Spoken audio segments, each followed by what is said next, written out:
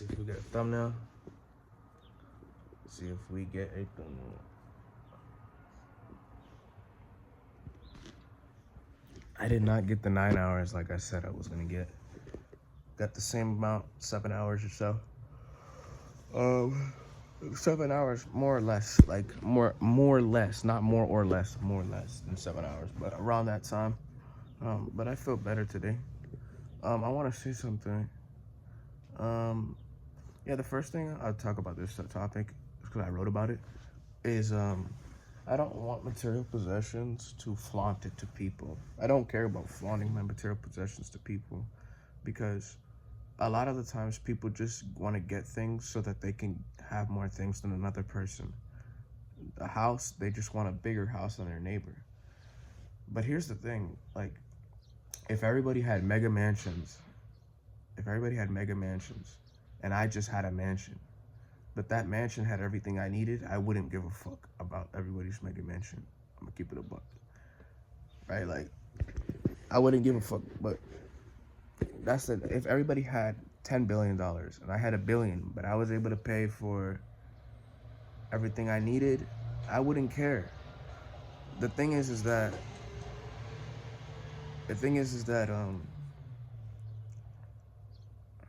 yeah, hold on, let me see what the thing is. Just what the mind is saying is that if you have $1 billion, then you can't pay for the same things that 10 billion, the people who have 10 billion pay for. But who gives a fuck? Like, nigga, if I have all my shit, like, I just cursed. Who cares? Jarvis, clip that shit. But yeah, who cares though? That was pretty cringe. If I'm able to pay for my stuff, like certain, yeah, they're luxuries, but this is a train coming. I gotta pause again, bro. What I was gonna say is that the individual, why does he want these things? Why does he want the nice house with all his little gadgets and gizmos in the nice house, his movie theater, his gym, his pool, his all these different luxuries, whatever he wants specifically? Well, he wants these things because he believes that these things will make him feel complete on the inside.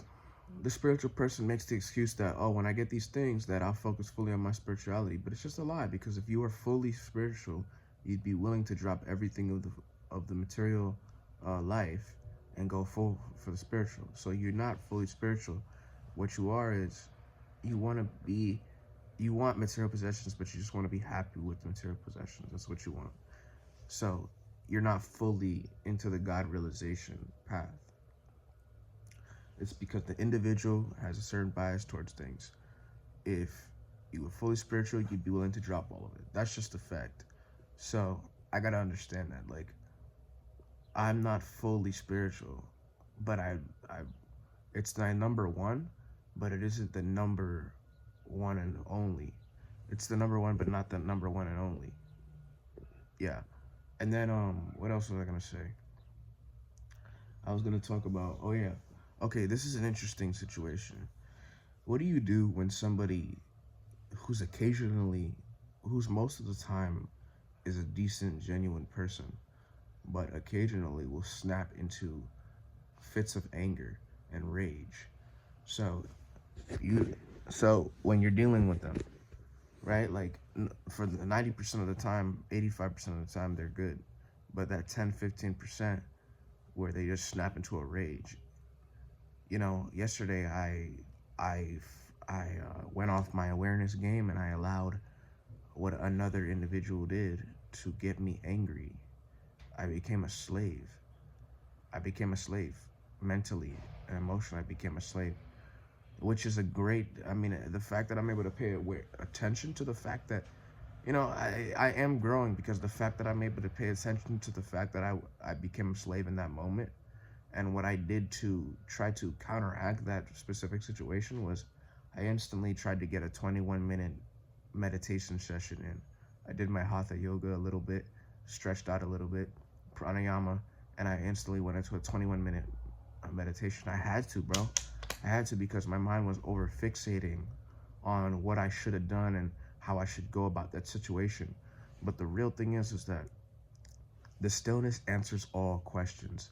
It answers all confusion, because instead of trying to, in your mind, figure out what the fuck you did wrong and what you should do. If you go into the stillness of your being, the center, and you center yourself, you center your being, and you just get rid of the idea of there being an issue altogether, and then that's the solution in itself. You really pay attention to see that, right? You think, oh, there's a solution in my mind. There's no solution in your mind. A lot of truck. Let me pause. There's no solution in your mind. The solution is that there was never an issue. That's the solution. It's funny.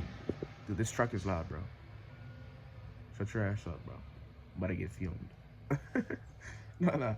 But look, the solution is that there was never a issue in the first place. The problem is that you create the problem that there is a problem.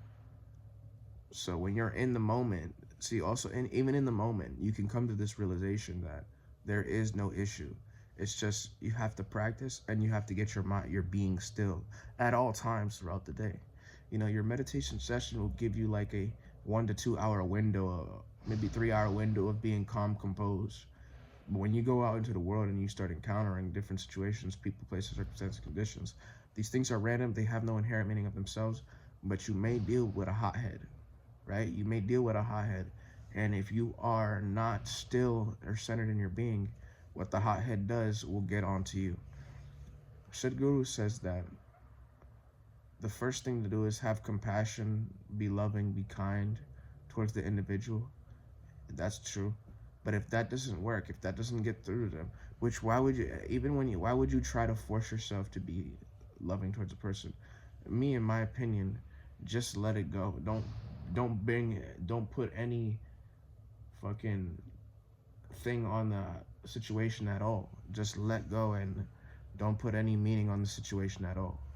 You know, don't say it's a bad thing. Don't say it's a good thing. Just be in the stillness, which is why it's the answers all questions.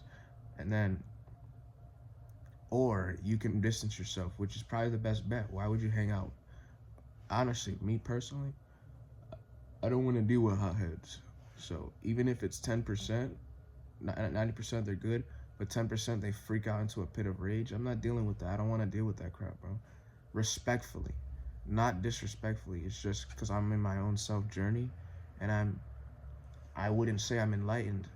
So what I'm doing is I'm just trying to be as peaceful as possible, be as joyful as possible. I can't avoid certain things, but on the way of my spiritual path, until I get a good solid foundation in the pleasantness, I have to avoid said people, because if I'm just hanging around that low vibe, then I'm gonna become low vibe. So I need to hang out around stable vibe most of the time to bring my stability to a certain point.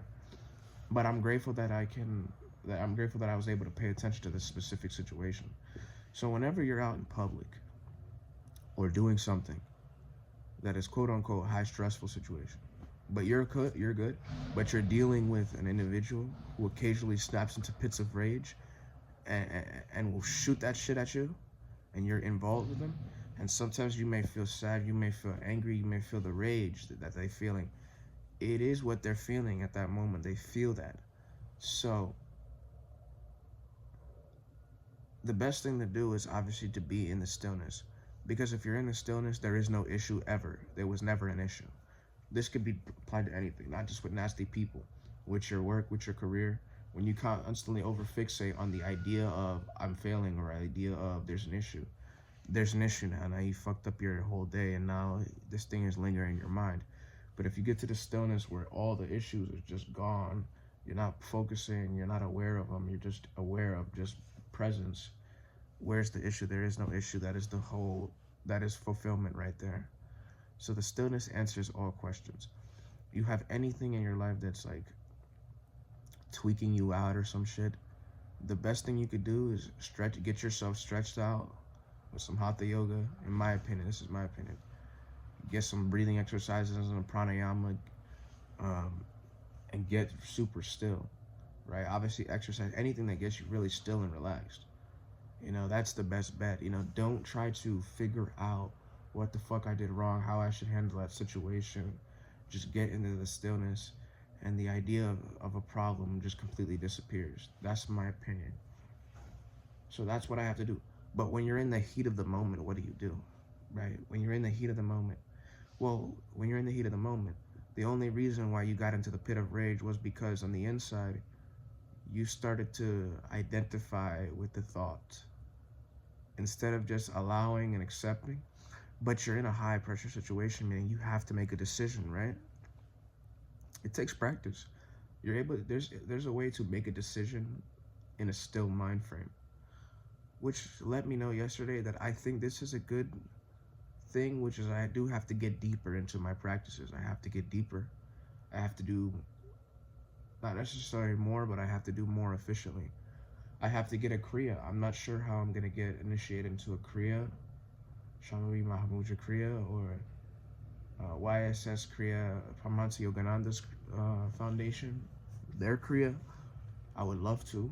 I would love to get Shambhavi Mahamudra Kriya or Paramahansa Yogananda's Kriya. I would love to get the Kriya so I can hit the depths stronger. I would love it. And I say that with my heart. I would love it.